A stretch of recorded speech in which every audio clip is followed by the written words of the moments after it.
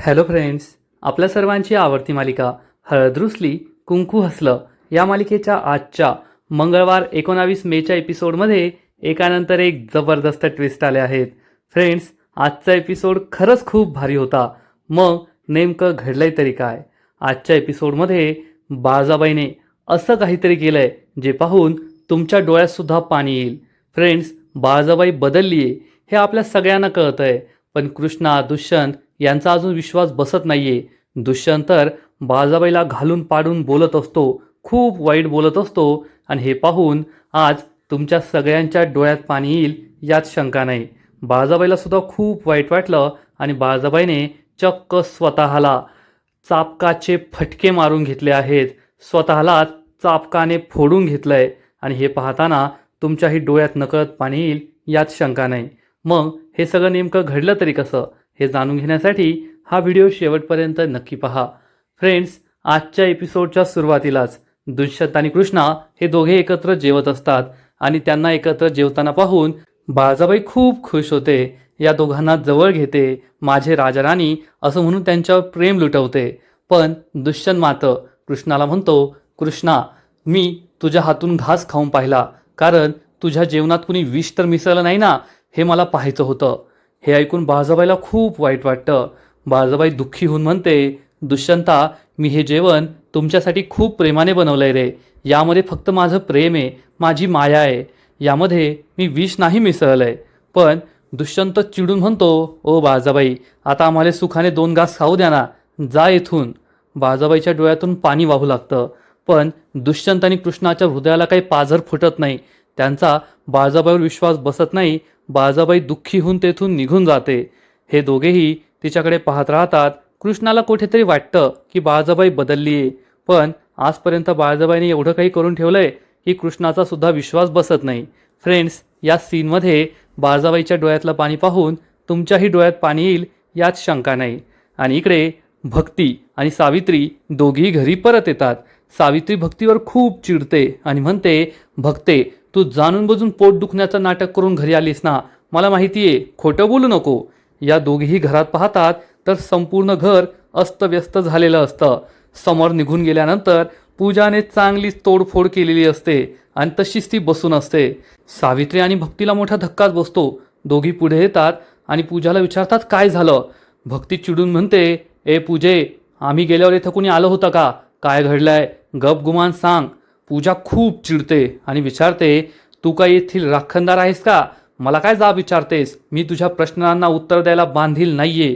भक्ती चिडून म्हणते, ए पूजे, नीट बोलायचं माझ्याशी, आणि तुझी काय थेरं चाललीत ना, ती मला चांगलीच माहिती आहे.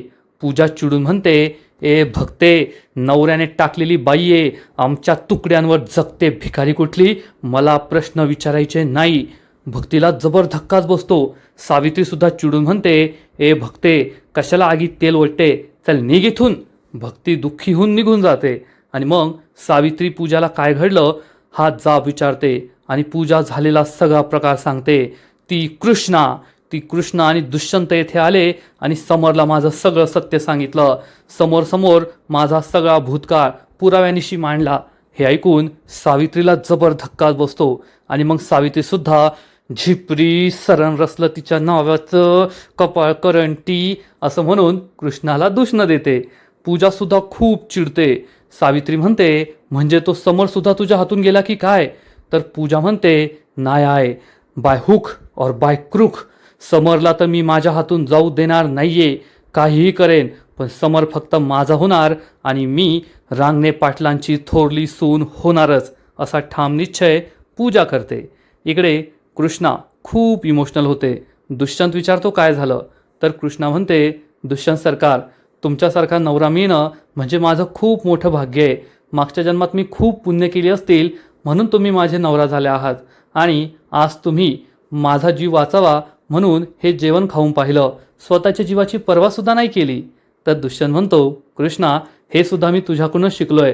तुला आठवतंय का, जेव्हा मला साप चावला होता तेव्हा तू स्वतःच्या जीवाची पर्वा न करता ते विष बाहेर काढलं होतं आणि मग तुझा जीव धोक्यात आला होता.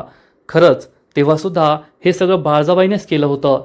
त्यांचंच कट कारस्थान होतं, म्हणून त्यांच्यावर कधीच विश्वास ठेवू नये असं मन मला नेहमी सांगतं. कृष्णाला सुद्धा हे पटतं. तेवढ्यात अनुसूया तेथे येते आणि म्हणते, दुष्यंता, कृष्णा अजून समोर घरी आलेला नाहीये. मला त्याची खूप काळजी वाटतेय. तुम्हाला दोघांना माहिती आहे का तो कुठे आहे? कृष्णा आणि दुष्यंत एकमेकांकडे पाहतात आणि अनुसूयाला सगळं सांगू की नाही हा प्रश्न त्यांना पडतो. आणि इकडे बिचारी बाळजाबाई तिच्या खोलीत बसलेली असते आणि ढसाढसा रडत असते. फ्रेंड्स, बाळजाबाईच्या डोळ्यात हे जे अश्रू आहेत ना ते खरे अश्रू आहेत, मगरीचे अश्रू नाही आहेत. बाळजाबाई पूर्णपणे बदलली आहे. बाळजाबाई म्हणते, दुष्यंता, तू मला किती वाईट बोलतोस रे, किती अपमान करतोस माझा. अरे मी तुझी जन्मदाती आहे, 9 महिने तुला पोटात वाढवलंय. तुझ्याबद्दल तर मी कधीच वाईट विचार केला नाही. मला मान्य आहे मी कृष्णाबद्दल अनेक कटकारस्थानं केली आहेत, पण त्यासाठी मला एवढी मोठी शिक्षा नको देऊ. मी मान्य करते ना मी चुकले, पण आता मी बदलली आहे, आता मी सुधारली आहे. बाळजाबाई रडत असते. तेवढ्यात तिला काहीतरी सुचतं. बाळजाबाई ही आपल्या कपाटाच्या ड्रॉवरमधून चक्क चाबूक बाहेर काढते आणि मनाशी ठरवते की आता मला मी केलेल्या कर्मांची शिक्षा मिळालीच पाहिजे. आणि मग त्यानंतर बाळजाबाई एकानंतर एक स्वतःला चाबकाचे फटके मारून घेते आणि ढसाढसा रडत असते. फ्रेंड्स, चाबकाचे फटके बसणे म्हणजे काही सोपी गोष्ट नाही आहे. आणि बाळजाबाई ही स्वतःला शिक्षा देत असते. जोरात स्वतःला चाबकाचे फटके मारून घेत असते. तिच्या चेहऱ्यावर वेदना स्पष्ट दिसत असतात. बाळजाबाईला आठवतं की ती कृष्ण आणि दुष्यंतच्या जवळ गेली तेव्हा दुष्यंतने तिच्यावर कसा घाणेरडा आरोप लावला की तू जेवणात विष टाकलं असेल. मग ती कृष्णाला पाहायला हॉस्पिटलमध्ये गेली तेव्हासुद्धा दुष्यंत म्हणाला होता, कृष्णा जिवंत आहे का मेली हे बघायला आलात का? तुम्हीच तिचा हल्ला घडवला होता. दुष्यंत नेहमी कसा आपला अपमान करतोय हे सगळं आठवून बाळजाबाई खूप दुःखी होते आणि रडू लागते. फ्रेंड्स, आता यामध्ये कणभरही शंका राहिलेली नाही आहे की बाळजाबाई पूर्णपणे सुधारली आहे आणि स्वतःला तिने इतकी मोठी शिक्षा करून घेतली आहे, तिचे सगळे पाप यामध्येच धुवून गेलेत यात शंका नाही. तर दुसरीकडे पूजाच्या घरी रात्री सगळे झोपलेले असतात आणि त्याच वेळेस कुणीतरी पूजाच्या रूममध्ये येतं. पूजा दचकून जागी होते. पूजा काही बोलणार इतक्यात हा माणूस पूजाच्या तोंडावर हात ठेवतं. तर हा माणूस दुसरा तिसरा कोणी नसून चक्क समर असतो. समरला पाहून पूजा चांगलीच घाबरते. आणि इकडे अनुसूयाला कृष्ण आणि दुष्यंतने समर आणि पूजाच्या प्रकरणाबद्दल सगळं काही सांगितलेलं असतं. अनुसूयाला जबर धक्काच बसतो. अनुसूया चिडून म्हणते, समर इतका मोठा मूर्खपणा करेल असं मला वाटलं नव्हतं. तर कृष्णा ही अनुसूयाला समजावून सांगते, अनुसूया आई, यात समरची काहीच चूक नाहीये. माझी बहीण पूजा आहेच तशी. स्वतःच्या सौंदर्याचा फायदा घेऊन ती कोणालाही अडकू शकते. दुष्यंत सरकार, जयकांत आधीच तिचे शिकार झाले आहेत आणि आता तिने समरला गळाला लावलंय. पण आम्ही पूजाचं संपूर्ण सत्य तिच्या समोर आणलंय, त्यामुळे तुम्ही काळजी करू नका. समोर हुशार आहे आणि आता पुन्हा तिच्या नादाला लागणार नाही. अनुसूया कृष्ण आणि दुष्यंत समोर हात जोडते आणि म्हणते, तुमचे खूप खूप धन्यवाद. तुम्ही माझ्या समरला या इतक्या मोठ्या संकटातून वाचवलं. पण तेवढ्यात लगेच ती मनातल्या मनात विचार करते, तुम्ही माझे कुणी नाहीये, माझा फक्त समर आहे. आणि त्या समरबरोबर तुम्ही आज असं केलं, तुम्हाला तर मी सोडणार नाही, पण आधी त्या मूर्ख समरची चांगलीच खरडपट्टी काढते, असा विचार अनुसूया करते. आणि इकडे समर हा पूजाजवळ आलेला असतो. पूजा विचारते, तू येथे? तर समर सांगतो, आता माझं प्रेम येथे तर मी कोठे, मी सुद्धा येथे. पूजाला काही कळतच नाही. समर विचारतो, तू माझ्याकडे असं का पाहतीयेस? तर पूजा म्हणते, मला कळतच नाहीये, मला असं वाटलं तू मला इथे मारायला आलाय. तर समर म्हणतो, अरे माझी जान आहे तू, मी तुला कसं मारणार? आपण दोघे ना मेड फॉर इच अदर आहोत. कसं आहे ना, जगात लैला मजनू असतात, हीर रांझा असतात, पण आपण दोघे एकमेकांसारखे आहोत. मी तुझ्यासाठी, तू माझ्यासाठी. तू कटकारस्थानी, मी कटकारस्थानी. आणि आपण आता दोघांनी एकत्र यायचंय. मी तुझ्यापासून जास्त काळ लांब राहू शकत नाही आणि त्यासाठी आपल्याला दुष्यंत आणि कृष्णाला. तर पूजा म्हणते, कायमचं संपवावं लागेल. समर म्हणतो, पाहिलं का, याला म्हणतात मेड फॉर इच अदर. हे दोघे खूप खुश होतात आणि एकमेकांना घट्ट मिठी मारतात. तर इकडे कृष्णा ही आपल्या रूममध्ये झोपण्याची तयारी करत असते, अंथरूण टाकत असते. दुष्यंत एक बॉटल घेऊन तेथे येतो आणि विचारतो, कृष्णा हे टॉनिक तू घेतलंस का? तर कृष्णा खोटं बोलते, हो मग घेतलं ना. दुष्यंत म्हणतो, अरे वा, घेतलंस का? पण हे तर कमी झालेलं दिसत नाहीये. मग कृष्णा खरं बोलते, दुष्यंत सरकार, मला हे टॉनिक नाही घ्यायचं आहे हो, हे टॉनिक चांगलं नाही आहे आणि तुमच्यासारखं राजबिंडक टॉनिक समोर असल्यावर या टॉनिकची काय गरज आहे. कृष्णा रोमॅन्टिक होते. तर दुष्यंत म्हणतो, किती गोड बोलतेस ग तू, पण कितीही गोड बोलली ना तरी हे टॉनिक घ्यावंच लागणार आहे. कृष्णा चिडून म्हणते, दुष्यंत सरकार, मला टॉनिक घ्यायची काही गरज नाही आहे, कारण माझ्यात खूप ताकद आहे आणि मी तुम्हाला सुद्धा उचलून फेकू शकते. दुष्यंत चिडून म्हणतो, अगं काय बोलतेस, नवऱ्याला काय बोलावं ते सुद्धा कळत नाही, मला उचलून फेकशील, गुपचूप टॉनिक घ्यायचं. कृष्णा म्हणते, नाही घेणार, एकदा सांगितलेलं कळत नाही का. आणि कृष्णा ही चक्क दुष्यंतला मारायला सुरुवात करते. दुष्यंत म्हणतो, ए काय करतेस, मारतेस कशाला, लागतंय ना. तर कृष्णा म्हणते, मला तर खूप मजा येते. आणि कृष्णा मग दुष्यंतला उशीने मारू लागते. दुष्यंत धावत पळत असतो आणि कृष्णा त्याची चांगली धुलाई करत असते. आणि मग दुसऱ्या दिवशी सकाळी बाळजाबाई घराच्या अंगणात तुळशीमाईसमोर उभी असते. तुळशीमाईला हात जोडते आणि त्याच वेळेस कृष्णा तेथे येते. बाळजाबाई चक्क तुळशीमाईसमोर उभी आहे हे पाहून कृष्णाला सुद्धा आश्चर्य वाटतं. बाळजाबाईला हे माहीत नसतं आणि बाळजाबाई म्हणते, तुळशीमाई, आज खूप वर्षानंतर मी तुझं दर्शन घेते, तुझ्याशी माझ्या मनातलं बोलणार आहे. खरं सांगायचं तर कृष्णा हे नेहमी करते, पण मलाही असं वाटलं की आज मीही करावं. तुला माहिती आहे मी किती कपटी, कारस्थानी, वाईट बाई होते, पण आज मी बदलली आहे, आज मी तशी राहिलेली नाही आहे. असं एकही वाईट कर्म नसेल जे मी कधी केलं नाही. गोरगरिबांना त्रास दिला, त्यांना लुबाडलं, स्वतःची झोळी भरली. त्यानंतर माझ्या नवऱ्याला, आढळरावांना कधी नवऱ्याचं स्थान दिलं नाही, नवऱ्याचं प्रेम दिलं नाही, पदोपदी त्यांचा अपमान केला.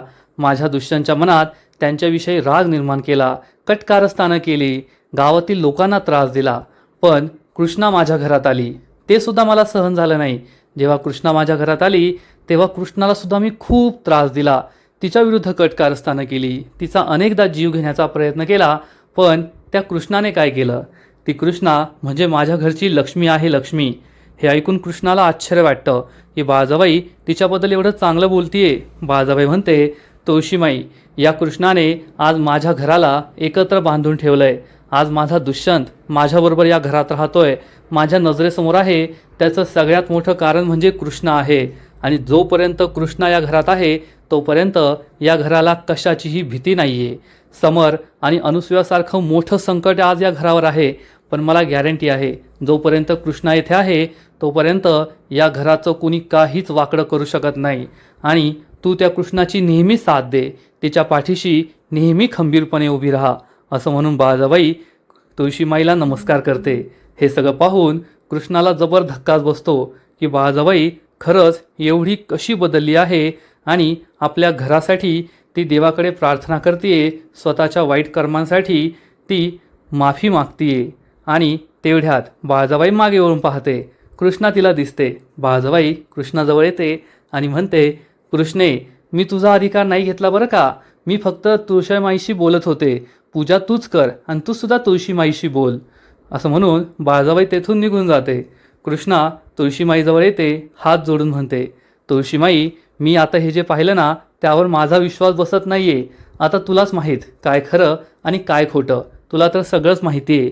पण जर खरंच बाळजाबाई बदलल्या असतील, त्यांचं मनपरिवर्तन झालं असेल, तर त्यांना चांगल्या मार्गावर चालण्यासाठी शक्ती दे, ताकद दे आणि त्यांच्या पाठीशी खंबीरपणे उभी राहा आणि सगळ्यांचं भलं होऊ दे, अशी प्रार्थना कृष्णा करते.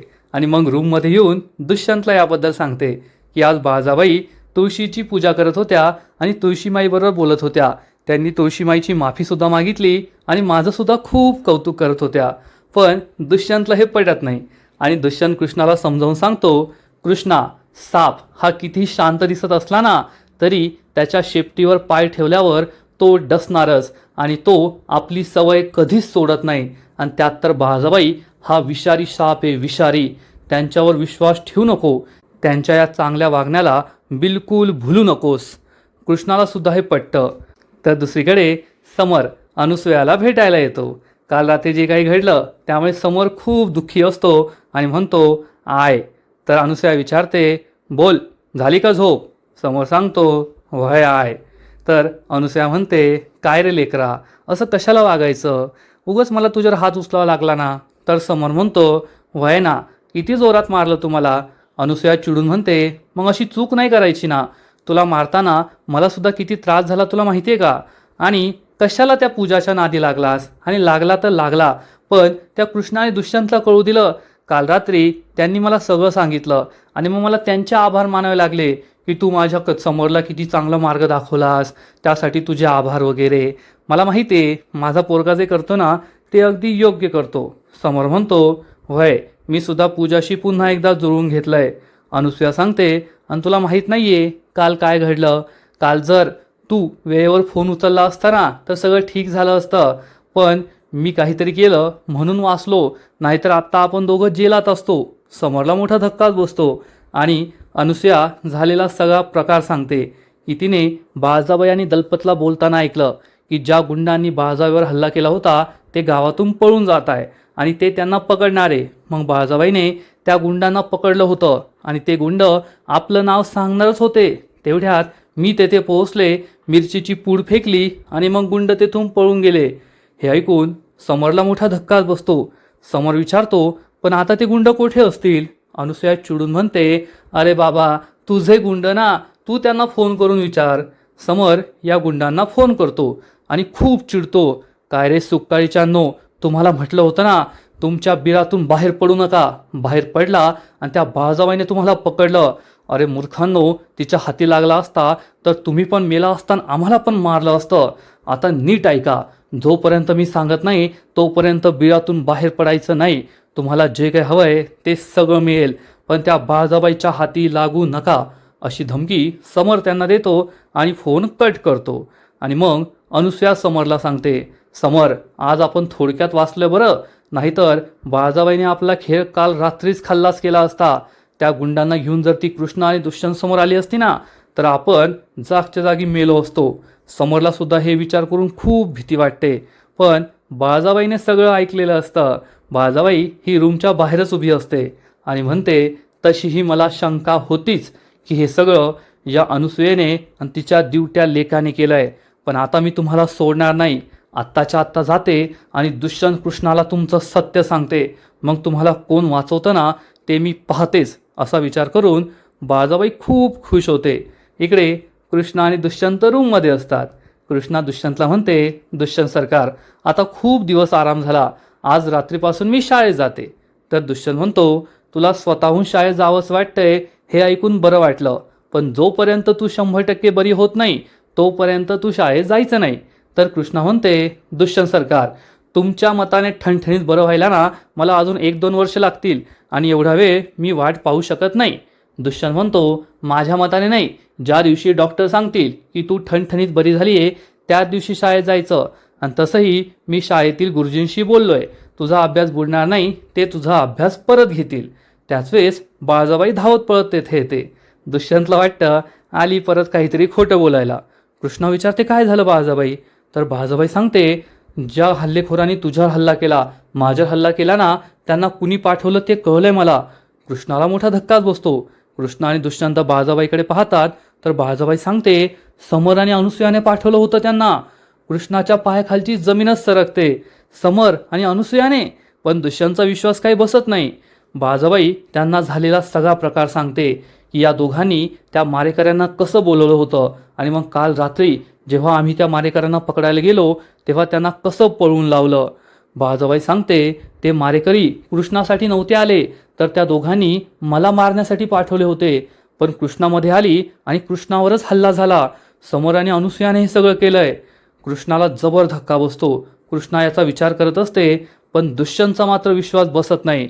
दुष्यंत चिडून म्हणतो, बाळजाबाई तुम्हाला कंटाळ येत नाही का हो परत परत खोटं बोलायला?